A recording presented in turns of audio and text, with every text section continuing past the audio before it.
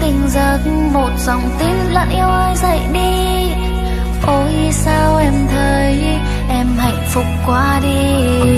Từ khi anh bên em cảm thấy cuộc sống em bình yên. Chỉ thế thôi là đủ rồi.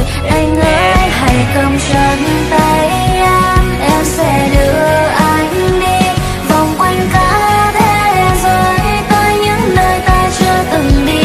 Và em thích cảm giác anh ôm em từ phía sau, rồi thì nắm tay em nói rằng anh thích em.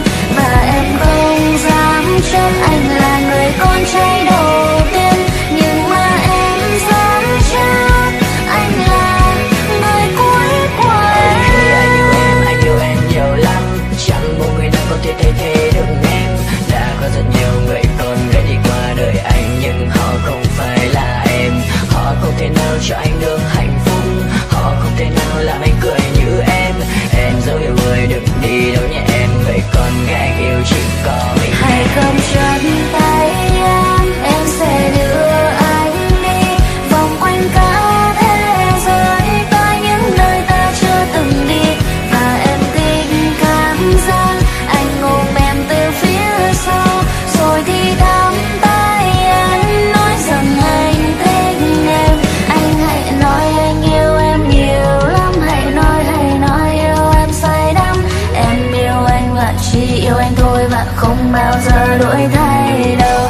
Em muốn nói rằng đừng chia tay em muốn nói rằng đừng đi đâu xa em muốn nói rằng em yêu anh, rằng em yêu anh baby.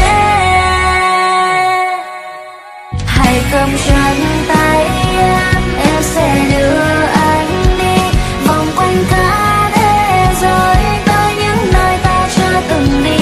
Và em thích cảm giác anh ôm em từ phía sau, rồi thì nắm tay em nói rằng anh thích em.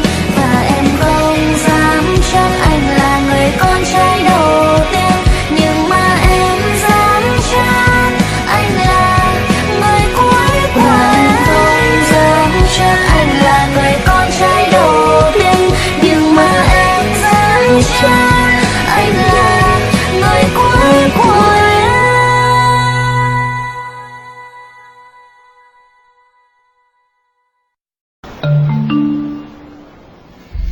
Sáng nay tỉnh giấc một dòng tin lặng yêu ơi dậy đi. Ôi sao em thấy em hạnh phúc quá đi. Từ khi anh bên em cảm thấy cuộc sống em bình yên. Chỉ thế thôi là đủ rồi. Anh ơi hãy cầm chân tay em sẽ đưa anh đi vòng quanh cả thế giới tới những nơi ta chưa từng đi. Và em thích cảm giác anh ôm em từ phía sau, rồi thì nắm tay em nói rằng anh thích em. Và em không dám chắc anh là người con trai đầu tiên, nhưng mà em dám chắc anh là người cuối của em. Anh yêu em nhiều lắm, chẳng một người nào có thể thay thế được em. Đã có rất nhiều người còn ghé đi qua đời anh, nhưng họ không phải là em.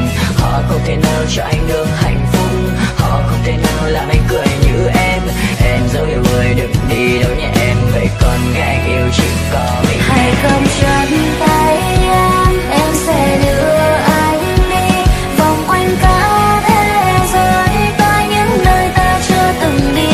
Và em thích cảm giác anh ôm em từ phía sau, rồi thì nắm tay em nói rằng anh thích em.